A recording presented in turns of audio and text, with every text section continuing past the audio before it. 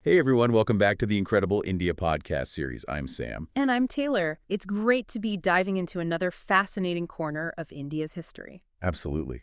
And this time, thanks to some really detailed sources shared by a listener, we're heading south, specifically to Chennai. Yeah, this is a big one. We're talking about a 2,000-year-old trail connected to, well, St. Thomas, the apostle of Jesus. Exactly. Our mission today is a deep dive into his journey in India, focusing on the sort of tangible evidence he apparently left behind near modern-day Chennai. And it's fascinating because we're tracing the path of doubting Thomas's, the one famous for needing proof. The ultimate skeptic, right? Precisely. His demand for physical proof seems to have fueled this incredible conviction that led him all the way to India, landing there around 52 AD. It's quite the story. It really is. And what strikes me looking at these sources is the timeline.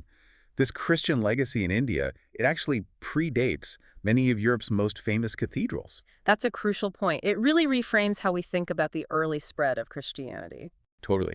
We're not just talking about legends passed down, but about, well, physical places and artifacts. Okay, let's unpack this. Let's start with Thomas himself. Understanding why he was called Doubting Thomas is pretty key to the whole narrative. Right.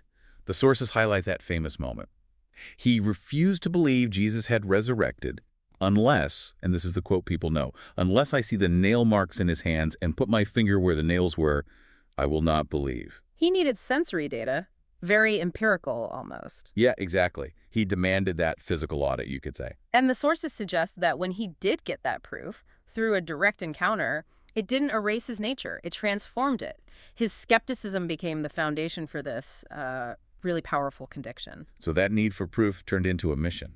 Kinda, a mission to share what he had personally verified, and that mission took him an incredible distance. Which brings us to the journey itself. The timeline says he arrives on the shores of Kerala, southwestern India, in 52 AD. Think about that journey back then. It's mind-boggling. He likely used the existing trade routes, the ones connecting the Roman Empire and India. This wasn't just a local trip, it was a major intercontinental undertaking. And he preached for 2 decades, establishing communities, eventually making his way east to the coast near what's now Chennai.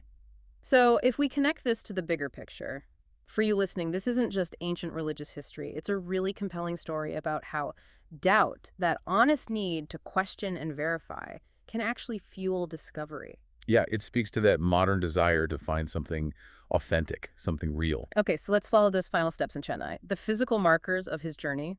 Where do we start? First stop, according to the trail outlined here, is Little Mount, or Chinnamalai. And it's described not as some grand monument, but as a humble, rocky outcrop. Which immediately makes it feel more human, doesn't it? Less legend, more grounded. Definitely. And the tangible evidence here is quite specific. St. Thomas is said to have used a small cave on this outcrop as his home, his sanctuary. You can apparently still go into this cave. Yeah. And inside, or rather on the rock itself, there are markings believed to be his handprint and even a footprint. Wow. So direct physical imprints. That's the tradition. You're invited to touch the rock where he supposedly left his mark, for a man who famously needed to put his hand into the proof. It's incredibly resonant. That connection is so direct. It makes you wonder, was this kind of marking common? Or did the local tradition specifically emphasize the tangible because it was Thomas? That's a great question. The sources lean into the local memory, suggesting this emphasis on the physical was really important to the story passed down here. Makes sense. And there's more. There's also a spring. Legend says he struck the rock here to get water while hiding out. And the spring still flows. Apparently, yes. Yeah. It's still there today. Another piece of, physical, ongoing evidence tied to the story. So Little Mount sets the stage perfectly. Intimate, physical, with layers of history and legend tied to the actual landscape. Exactly. From there, the journey moves upward, quite literally. Stop 2 is St. Thomas Mount, or Parangimalai. A hill overlooking Chennai. Right. The sources mention the climb offers this stunning panoramic view of the city. And here's where it gets really interesting, because this place represents the culmination of his transformation. Ah, because this is where tradition says he was martyr. Precisely. In 72 AD, after 2 decades of ministry in India, this is where his journey ended, the ultimate proof of his conviction, going from skeptic to martyr. That's a powerful arc. On the Mount, there's a church, built by the Portuguese in the 16th century. They clearly recognize the significance of the site. And inside that church, there's a specific artifact mentioned, right? Yes, the artifact that really captures the imagination, the bleeding cross. Okay, tell us about that. What is it? It's described as a stone cross, quite ancient-looking. Tradition claims Thomas himself carved it. Carved by the apostle. What do historians say? Well, archaeologists tend to date it later, but it's definitely old. And it has inscriptions in Pahlavi, which links it to ancient Persian Christian communities Thomas might have interacted with.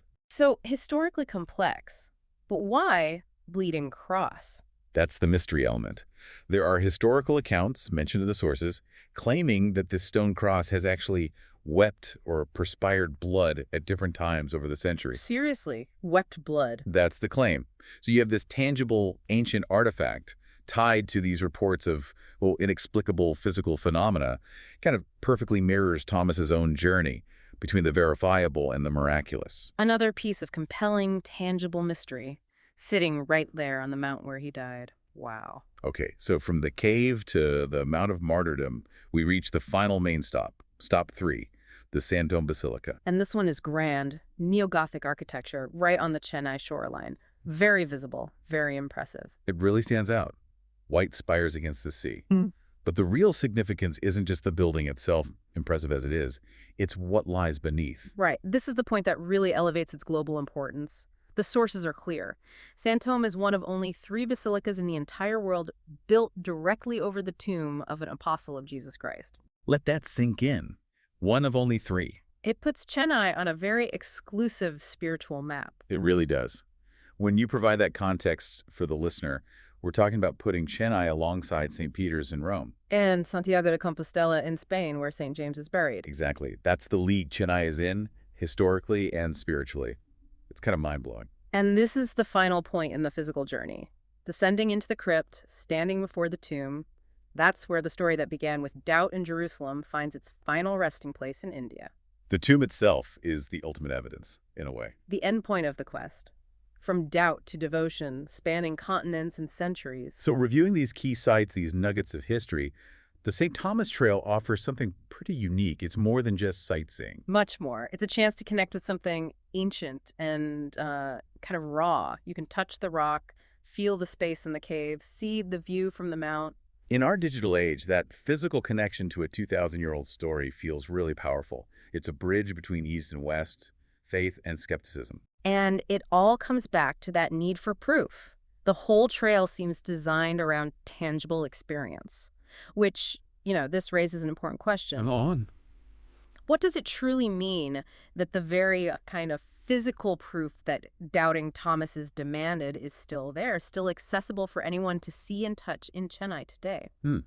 It's like an open invitation, isn't it, to follow the trail and verify it for yourself. Exactly. A 2,000-year-old invitation. An incredible history, really. Thanks for walking us through these sources and connecting all those threads. Absolutely fascinating stuff. We really hope this deep dive gets you thinking and maybe even inspires you to explore more of these incredible historical connections within India. There's always more to uncover. And if you do decide to travel to Chennai, perhaps to follow this trail yourself, we have a recommendation. 5 Senses Tours organizes tours across India which are immersive cultural experiences. You can email contact@fivesensestours.com. Note 5 is written as a numeral in contact at fivesensestours.com or WhatsApp to +919-845-67446. Worth checking out if you want that deeper dive on the ground. Definitely. Okay, that's all for this deep dive. Until next time, keep exploring. We'll see you then.